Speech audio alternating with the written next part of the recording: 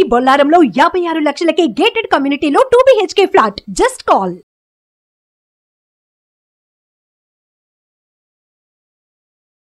Hi, welcome to మనం TV. మనతో ఉన్నారు రిటైర్డ్ జనరల్ కేఆర్ రావు గారు. సార్ నమస్కారం. సార్ నమస్కారం సార్, ఇది మూడో ప్రపంచ యుద్ధానికి దారితీసే రకంగా పరిస్థితులు మారుతున్నాయా? ఇరాన్ ఇజ్రాయెల్ మధ్య వారు అది పెరిగిపోతూ ఉంది. డైరెక్ట్గా ఇరాన్ మీద అటాక్ చేయడానికి ఇజ్రాయెల్ సిద్ధమవుతూ ఉంది. ఈ యుద్ధానికి కారణం ఏంటి, ఎవరి బలం ఏంటి అంటే ఏం చెప్పొచ్చు? నా ఒపీనియన్లో ప్రపంచ యుద్ధానికి ఇమీడియట్గా అయితే తావు లేదు. ఎందుకంటే ప్రపంచ యుద్ధం రావాలంటే చాలా రెండు మూడు కారణాలు ఉండాలి. ఒకటేంటంటే ఎక్కువ దేశాలు అందులో ఇన్వాల్వ్ అయి ఉండాలి. అదే కాకుండా క్లియర్ కట్గా అన్ని దేశాలకు ఒక క్లియర్ కట్ ఉద్దేశం ఉండాలి. నా ఒపీనియన్లో ఇది రీజనల్ వార్ కూడా ఇంకా కాలేదు. ఇది బేసికలీ ఒక లోకలైజ్డ్ వార్. లోకలైజ్డ్ వార్ ఎందుకంటున్నానంటే ప్రస్తుతం జరిగేది ఇజ్రాయెల్కి హమాస్కి స్టార్ట్ అయింది. దాని తర్వాత ఇజ్రాయెల్ హెజ్బుల్లాకి స్టార్ట్ అయింది. ఈ రెండు టెర్రరిస్ట్ ఆర్గనైజేషన్స్ కంట్రీ కింద మనం చూసుకుంటే బేసికలీ ఇజ్రాయెల్ ఇరాన్కి యాక్చువల్గా ఇప్పుడు యుద్ధం స్టార్ట్ అవుతుంది. కనుక ప్రపంచ యుద్ధానికి ప్రస్తుతం ఉన్న పరిణామాల్లో మనం అనలైజ్ చేస్తే క్లియర్ కట్గా మనకు అర్థమయ్యేది ఏంటంటే ప్రపంచ యుద్ధానికి అంత ఇమీడియట్గా కావలేదు. ఇంకా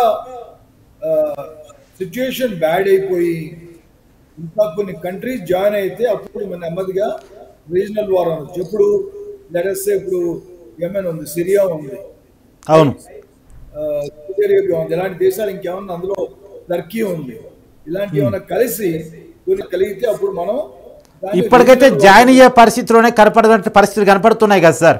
ఇప్పటికీ ఒకవైపు రష్యా ఉక్రెయిన్ వారు కొన్ని నెలలుగా ఏళ్ళుగా నడుస్తూ ఉంది, అది మనం చూస్తూ ఉన్నాం. అది ఎంత నష్టపోయామో మనం చూస్తూ ఉన్నాం.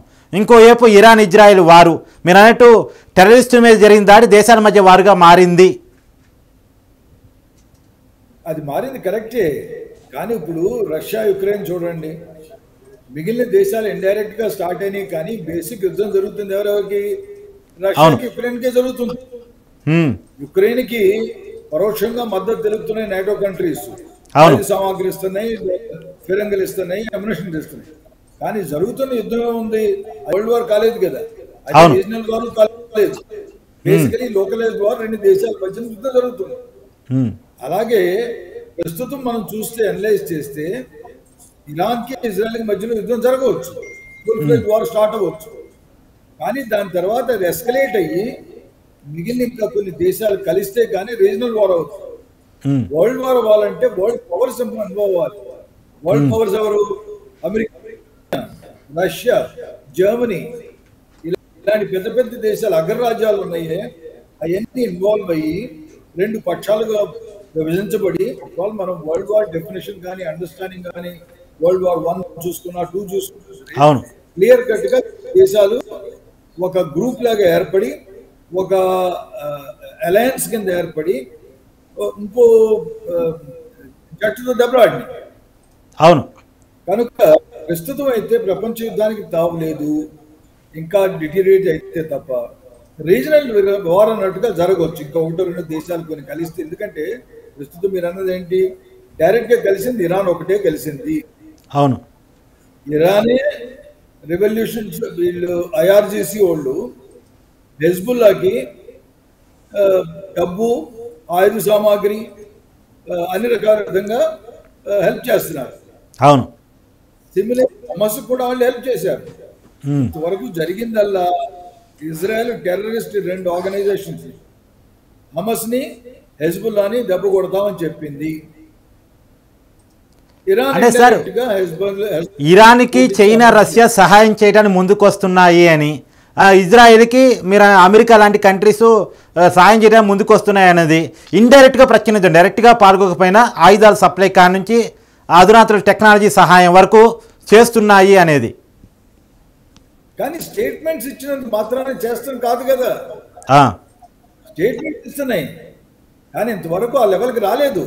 ఆ లెవెల్కి రానప్పుడు మనం ఏం చెప్పగలం ప్రస్తుతానికి? ప్రస్తుతం జరుగుతుంది ఏంటి, ఇరాన్ ఒకవేళ ఇజ్రాయెల్తో దెబ్బలాడితే యుఎస్ కూడా డిక్లేర్ చేసింది. ఏమని డిక్లేర్ చేసింది? ఖచ్చితంగా ఇజ్రాయెల్కి సపోర్ట్ చేస్తాను, రైట్? అలాగే ఇరాన్కి ఏమన్నా అయితే రష్యా కూడా ఉంది.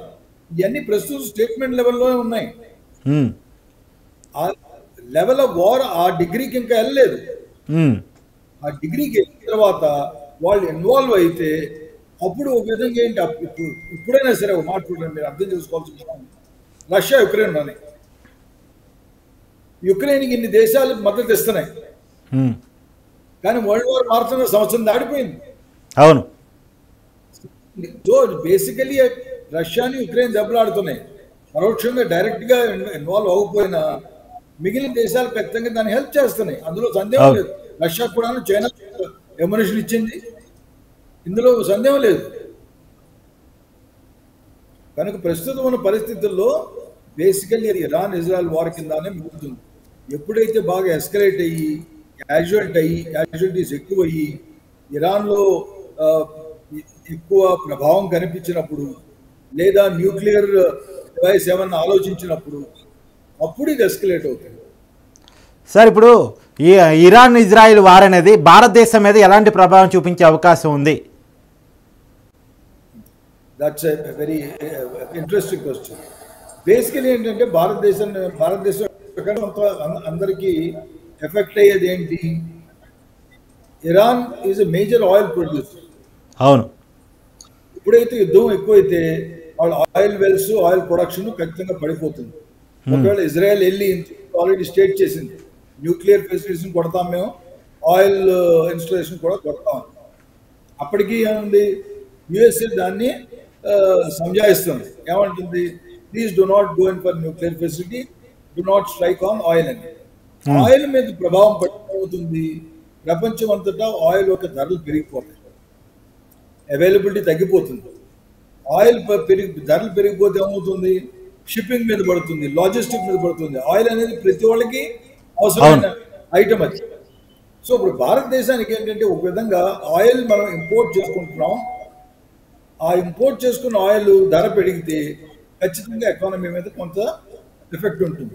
అది నిత్యావసరాల మీద కూడా పడే అవకాశం ఉంటుంది కదా సార్. కానీ ఇంకో విధంగా చూసి ఇప్పుడు మనం ఊరికే దాన్ని రిఫైన్ చేస్తున్నాం అనుకోండి. మనం క్రూడ్ ఆయిల్ తీసుకుని దాన్ని రిఫైన్ చేసి తిరిగి బయట అమ్ముతున్నాం అనుకోండి, ఆ ట్రేడ్ చేసినప్పుడు మనకు ఎఫెక్ట్ ఉండదు. కానీ మనం ఏదైతే మన దేశం కోసం ఆయిల్ వాడుకుంటున్నామో ఆ దేశం ఆ ఆయిల్ ప్రైసెస్ పెరిగిపోయినప్పుడు ఖచ్చితంగా మనకి టోటల్ ఓవరాల్ ఎకానమీ మీద ఖచ్చితంగా నష్టం ఏర్పడుతుంది. లాజిస్టిక్స్ పెరిగిపోతాయి, షిప్పింగ్ కాస్ట్ పెరుగుతాయి, ఓవరాల్ ఎకానమీ ఖచ్చితంగా కొంతవరకు జరుగుతుంది. ఇందులో సందేహం లేదు. సార్, యుద్ధం దేనికోసం, ఏ లక్ష్యంతో జరుగుతుంది అనుకోవాలి? దీనికి ఫుల్ స్టాప్ ఎక్కడ పడే అవకాశం ఉంది? దీనికి ఎవరు ముందు కాలు దువ్వారు? అసలు కారణాలు ఎక్కడ అంటే ఏం చెప్పొచ్చు? ఎవరు ముందు కాలు దువ్వారని మనం ఆలోచిస్తే హమాస్ వరకు వెళ్ళాలి. బేసికల్లీ గాజా వాళ్ళు ఏం చేశారు, ఒక తరుణం చూసాం. ఒక టైంకి వచ్చేటప్పటికి ఏమవుతుంది, దీని కొంచెం బ్యాక్ హిస్టరీలోకి వెళ్ళాలి. హిస్టారికల్గా ఇజ్రాయెల్ ఏ దేశం అయినా సరే శాంతియుతంగా ఉండాలని ప్రయత్నిస్తుంది. ఇజ్రాయెల్ ఏమో ఈజిప్ట్తో సత్సంబాలు పెంచుకుంది, ఇజ్రాయెల్ ఏమో లెబనాన్తో అండర్స్టాండింగ్ వచ్చింది, ఇజ్రాయెల్ ఏమో సౌదీ అరేబియాతో ఒక ప్యాక్ట్ కుదుర్చుకోబోతుంది. ఏమని? ఆల్ రైట్, సౌదీ అరేబియాకి ఏమని ఎర చూపింది, రీజన్లో ఇరాన్ కన్నా మీకు ఒక ప్రాధాన్యం వచ్చేటట్టు మేము సహకరిస్తాం, మీ యొక్క సుప్రిమసీ ఈ రీజన్లో పెరుగుతానికి మేము ఖచ్చితంగా ప్రోత్సహిస్తాం, సహకరిస్తాం అని కూడా చెప్పింది. అవును. ఎప్పుడైతే ఈ సంధి సంతకం పెడదామని అనుకుంటున్నారో కొన్నాళ్ళలో గాజా వాళ్ళు పాలెస్టైన్స్ ఆలోచించింది ఏమిటి, ఇదేమిట్రా ఎవరు మన గాజా స్ట్రిప్ గురించి ఎవరు పట్టించుకోవట్లేదు, మన పాలెస్టైన్ సంగతి గురించి ఎవరు పట్టించుకోవట్లేదు, పాలెస్టైన్ మన డిగ్నిషన్ గురించి పట్టించుకోవట్లేదు. మనం ఇలా ఊరుకుంటే మిగిలిన చుట్టుపక్కల అరబ్ దేశాలన్నీ హాయిగా బ్రతుకుతున్నాయి. ఎవరి సౌఖ్యాలు వాళ్ళు చూసుకుంటున్నారు, ఎవరి పురోగతి, డెవలప్మెంట్, ప్రోగ్రెస్ వాళ్ళు చూసుకుంటున్నారు. మనకు ఈ తరుణంలో కన్నా మనం కొట్టగలిగితే మనం కొంత ఎయిమ్ అచీవ్ చేస్తాం. సో బేసిక్ స్టార్ట్ అయింది హమాస్ ఏముంది, ఈ తరుణంలో వీళ్ళందరూ మిగిలిన అరబ్ దేశాలు మన గురించి పట్టించుకోవట్లేదు, ప్రపంచంలో మన యొక్క ప్రాబ్లమ్స్ హైలైట్ అవ్వట్లేదు, అందరూ మర్చిపోతున్నారు పాలెస్టైన్ ఒక ప్రాబ్లం. ఈ ప్యాలెస్టైన్ ప్రాబ్లంని తిరిగి ప్రపంచం అందరూ అర్థం చేసుకునే తీసుకురావాలన్న ధ్యేయంతో ఒకటి. రెండోది, ఇజ్రాయెల్ సౌదీ అరేబియా సత్సంబంధాలు లింక్ పడతాం చూసి ఆ లింకు ప్రోగ్రెస్ అవ్వకుండా దానికి ఒక బ్రేక్ వేయాలి. మూడోది, ఇజ్రాయెల్ ఎప్పుడు దాన్ని ఎవరు కొట్టలేరు, ఏకచక్రాధిపత్యం ఈ రీజన్లో అనుకుంటున్నారు కనుక దాని మీద కూడా ఒక దెబ్బతీయాలి. ఇలాంటి 3-4 ధ్యేయాలు పెట్టుకుని పాలెస్టీన్ వాళ్ళు, హమస్ వాళ్ళు ఇజ్రాయెల్ మీద దాడికి దిగారు. ఎప్పుడైతే దాడికి దిగారో ఇజ్రాయెల్ ఏమన్నారు, ఆల్ రైట్, ఫస్ట్ హమస్ అన్నది టెర్రరిస్ట్ ఆర్గనైజేషన్, వాళ్ళని పూర్తిగా మేము, అదీగాక ఆ దాడి కూడా మరీ గంభీరంగా చేశారు. ఆశ్చర్యపోయారు. ఇజ్రాయెల్ ఏం జరిగింది, టోటలీ సర్ప్రైజ్. వాళ్ళ ఇంటెలిజెన్స్ ఆర్గనైజేషన్ మసాద్ కూడాను వాళ్ళకి తెలియకుండా ఎంత భీకరంగా కొట్టారంటే సుమారు 126 మంది ఎంతమంది పోస్టేజ్ని కూడా తీసుకెళ్ళిపోయారు. కనుక హమస్ ఖచ్చితంగా ఏదో రీతిగా ఒక లెసన్ నేర్పాలన్న రీతిలో ఇజ్రాయెల్ చాలా క్రూయల్గా నాశనం చేసే విధంగా దాన్ని డిసిమేట్ చేస్తాను, ఆ దేశాన్ని రూపుమాపుతుందంటారే ఆ రీతిలో అటాక్ చేస్తాం, ఆ రీతిలో బొంబార్డ్ చేయటం, ఆ రీతిలో కంప్లీట్ ఇన్ఫ్రాస్ట్రక్చర్ కూల్చేయటం, ఎన్నైతే టనల్స్ ఉన్నాయో, ఎస్ ఈ అన్నిట్లో ఏంటంటే కొలెటరల్ డ్యామేజ్ అంటాం. ఎప్పుడైతే మనం ఒక బిల్డింగ్ మీద కొడితే ఆ బిల్డింగ్ చుట్టుపక్కల స్థావరాలు పరిసరాలు దెబ్బతింటాయి.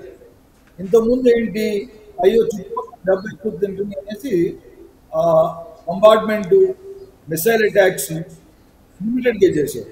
కానీ ఎప్పుడైతే ఇంతమంది హోస్టేజ్ ఉన్నారో హోస్టేజ్ తిరిగి పెట్టలేదని తెలిసిన తర్వాత ఇజ్రాయెల్ ఫ్రీ ఫర్ ఆల్ అన్నట్టుగా యునైటెడ్ నేషన్స్ గురించి పట్టించుకోకుండా, యునైటెడ్ స్టేట్స్ గురించి పట్టించుకోకుండా మా యొక్క ఎయిమ్స్ తీరే వరకు ఖచ్చితంగా హమస్ కొడతామన్నాయి కోర్టుని. సార్ ఇప్పుడు ఆ తరుణంలో ఏం జరిగింది, చెప్పండి సార్. ఆ తరుణంలో ఏం జరిగింది, హెజ్బుల్లా జాయిన్ అయింది. హెజ్బుల్లాకి ఎవరు సపోర్టు, ఇరాన్కి ఇజ్రాయెల్కి మధ్య నియర్లీ 1000 కిలోమీటర్స్ దూరం ఉంది. డైరెక్ట్గా ఇరాన్ బోర్డర్తో లేదు, కానీ లెబనాన్ ఇజ్రాయెల్కి బోర్డర్ ఉంది. సదర్న్ లెబనాన్లో హెజ్బుల్లా ఆధిపత్యం ఉంది. యాక్చువల్లీ లెబనాన్ మనం లెబనీస్ ఆర్మీ చూస్తే హెజ్బుల్లా ఒక ఆర్మీ కన్నా చాలా చిన్న ఆర్మీ. హెజ్బుల్లా రిచ్ అక్కడ ఖచ్చితంగా లెబనాన్లో ఏది వాళ్ళు చెప్తే అది జరుగుతుంది. సో హెజ్బుల్లాను ప్రోత్సహించి, హెజ్బుల్లాకి ఆయుధ సామాగ్రి ఇచ్చి, హెజ్బుల్లాకి ఫిరంగులు ఇచ్చి, హెజ్బుల్లాకి ఏమో మిసైల్స్ ఇచ్చి హెజ్బుల్లాని ప్రోత్సహించింది ఇరాన్.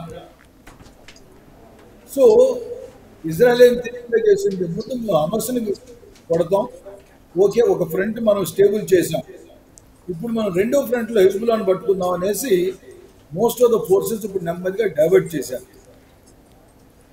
డైవర్ట్ చేసి ఇప్పుడు ఏంటి, సిమిలర్ ట్రీట్మెంట్ ఏదైతే హమస్కి ఇచ్చారో అదే ట్రీట్మెంట్ హెజ్బుల్లా మీద కొట్టారు. అప్పుడు ఏం చేశారు, హెజ్బుల్లా లీడర్షిప్, హమస్ లీడర్షిప్ ఎక్కడ కనిపిస్తే అక్కడ లీడర్షిప్, డెమస్కస్ అవనివ్వండి, టెహరాన్ అవనివ్వండి, లెబనాన్లో అవనివ్వండి, గాజాలో అవనివ్వండి, ఎక్కడైతే వీళ్ళ పెద్ద పెద్ద లీడర్స్ ఉన్నారో హమస్ లీడర్ని ఆల్రెడీ నాశనం చేశారు. Though of course second rank third rank నెమ్మదిగా తయారవుతారు, కానీ తెలిసిన లీడర్స్ అందరినీ ఏ మూల దాగున్నా సరే బయటకు లాగి తావగొడుతున్నారు లీడర్షిప్. రెండోది ఇప్పుడు ఏంటి, ఆల్ రైట్ హెజ్బుల్లా ఒక స్థావరాలు, హెజ్బుల్లా ఒక మిసైల్ సైట్స్, హెజ్బుల్లా ఒక గన్స్, హెజ్బుల్లా ఇంకేమైనా అక్కడ ఎయిర్ క్రాఫ్ట్స్ ఉంటే వీటన్నిటినీ తిరిగి కొట్టి తర్వాత అందులో కొంతమంది సివిలియన్స్ కూడాను అన్యాయంగా నాశనం అవుతుంది. సార్ ఇప్పుడు మంది ఇరాన్ మంది ఈ తరుణంలో ఇండైరెక్ట్గా ఆల్రెడీ మేము మిసైల్స్ ఫైర్ చేస్తున్నాం ఫైర్ చేసి దానికి ఇప్పుడు రిటాలియేట్ ఏం జరుగుతుంది ఇజ్రాయెల్ అని మనం చూడాలి. చెప్పండి, మీరే చెప్తున్నారు. Thank you sir, thank you so much. Thank you.